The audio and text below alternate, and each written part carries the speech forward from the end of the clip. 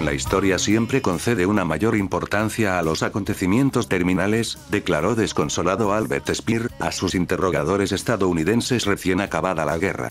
Abominaba la sola idea de que los últimos logros del régimen de Hitler se ensombrecieran a causa de su derrumbamiento final. Con todo, Speer, al igual que otros nazis prominentes, se negó a reconocer que pocas cosas revelan más sobre los dirigentes políticos y sus sistemas que el modo en que se vienen abajo.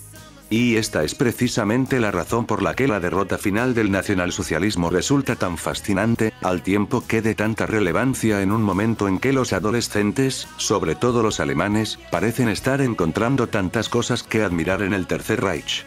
Los enemigos del régimen nazi habían vislumbrado por vez primera su venganza apenas 2 años antes. El 1 de febrero de 1943, un iracundo coronel soviético detuvo a un grupo de escuálidos prisioneros alemanes entre los escombros de Stalingrado. «Así va a acabar Berlín», exclamó mientras señalaba los edificios en ruinas que lo rodeaban. Hitler también estaba obsesionado con esta derrota decisiva. En noviembre de 1944, cuando el Ejército Rojo se agrupaba tras las fronteras orientales del Reich, recordó lo sucedido en Stalingrado. Los reveses sufridos por Alemania habían comenzado, según observó en un discurso de gran relevancia, con el avance de los ejércitos rusos en el frente rumano sobre el Don en noviembre de 1942. Culpó de ello a sus desventurados aliados, faltos de armamento e ignorados en los vulnerables flancos de ambos lados de la ciudad, en lugar de achacarlo a su propia obstinación por hacer caso omiso de las advertencias de peligro. Hitler no había aprendido ni olvidado nada. Este mismo discurso puso de relieve con terrible claridad la distorsionada lógica en que se había dejado atrapar el pueblo alemán. Se publicó bajo el título de «Capitular significa ser aniquilados». En él advertía que si ganaban los bolcheviques, la nación alemana estaba abocada a la destrucción, la violación y la esclavitud, a formar en inmensas columnas de hombres que se abren paso hacia la tundra siberiana. Hitler se negó vehemente a reconocer las consecuencias de sus propias acciones, y el pueblo alemán se dio cuenta demasiado tarde de que se hallaba atrapado en una horrible confusión de causas y efectos. En lugar de eliminar al bolchevismo, tal como había proclamado, su dirigente había logrado llevarlo al mismo corazón de Europa. Su invasión de Rusia, tan abominable como cruel, había sido llevada a cabo por una generación de jóvenes alemanes destetados por una combinación inteligente y demoníaca. La propaganda de Goebbels no se limitó a deshumanizar a los judíos, a los comisarios soviéticos y al pueblo eslavo en general, sino que logró que los alemanes los temiesen y los odiasen. Merced a estos crímenes de dimensiones ciclópeas, Hitler había conseguido maniatar la nación a su causa, y la cada vez más cercana violencia del Ejército Rojo constituía la realización más completa de su profecía de dirigente. Stalin, bien que no descartaba el uso de símbolos cuando le convenía, se mostró mucho más calculador. La capital del Reich suponía, en verdad, la culminación de todas las operaciones de nuestro ejército durante esta guerra. Pero el dirigente soviético tenía otros intereses. Entre estos destacaba el plan, elaborado durante el ejercicio de la Brent-Iberia en cuanto ministro de Seguridad Estatal, de despojar los laboratorios de investigación atómica berlineses de todo su instrumental y su uranio antes de la llegada de los estadounidenses y los británicos.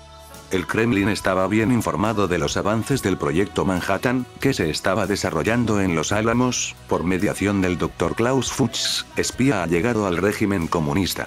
Los científicos soviéticos se hallaban muy rezagados en este sentido, y Stalin y Beria estaban convencidos de que, si eran capaces de hacerse con los laboratorios y los investigadores de Berlín antes de que llegasen los aliados occidentales, podrían elaborar una bomba atómica semejante a la de los estadounidenses. La magnitud de la tragedia humana cuando la guerra tocaba a su fin escapa a la imaginación de todo el que no la viviese en persona, y más aún a la de los que han crecido en la sociedad desmilitarizada de la era que siguió a la Guerra Fría. Con todo, este momento decisivo para millones de personas tiene aún mucho que enseñarnos. Una de las lecciones más importantes que debemos extraer de él es que se debe desconfiar al máximo de cualquier generalización relativa a la conducta del ser racional. Los extremos del sufrimiento e incluso la degradación humana pueden hacer surgir lo mejor y también lo peor de la naturaleza del hombre. El comportamiento de este refleja en gran medida el carácter por completo impredecible de la vida o la muerte. Muchas tropas soviéticas, sobre todo las situadas en primera línea de combate, a diferencia de las que se hallaban más retiradas, mostraron con frecuencia una gran amabilidad hacia los civiles alemanes. En un mundo de horror y crueldad en el que la ideología había destruido casi por completo cualquier concepto de humanidad, un puñado de actos de una bondad y un sacrificio a menudo inesperados iluminaron lo que, de otra manera, se habría convertido en una historia rayana en lo insoportable. Anton Vivo reconstruye en este libro la última gran batalla europea de la Segunda Guerra Mundial y la estremecedora agonía del Tercer Reich.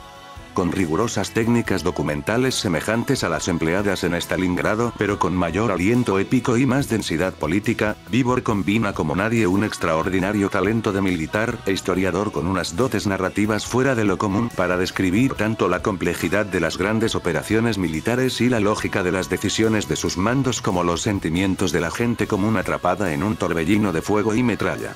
La desesperación de Hitler, los deseos de venganza de Stalin, la impotencia de Guderian o la astucia de Zhukov, pero también la paradójica inocencia de unos niños jugando a la guerra con espadas de madera en mitad de sus casas destruidas por las bombas, o el asco y el resentimiento de las mujeres brutalmente violadas por soldados soviéticos al tiempo que fanáticos de las SS ejecutan a cualquiera que se atreva a ondear una bandera blanca.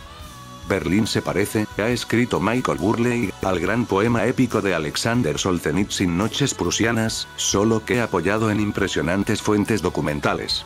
Es una obra maestra de la historia moderna.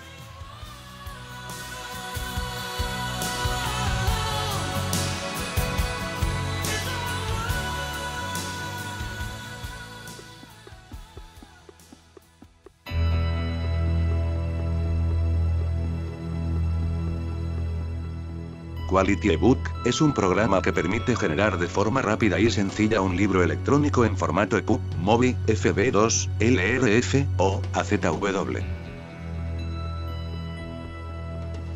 El ebook generado cumple rigurosamente el estándar y todas las recomendaciones, por lo que es compatible con todos los lectores electrónicos del mercado.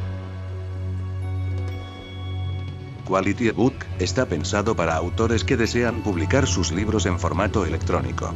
También es útil para lectores que deseen pasar su biblioteca a dicho formato.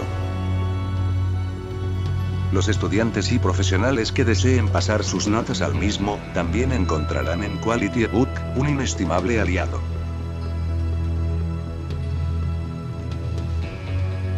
Crea tu propio libro digital en el formato que más te guste.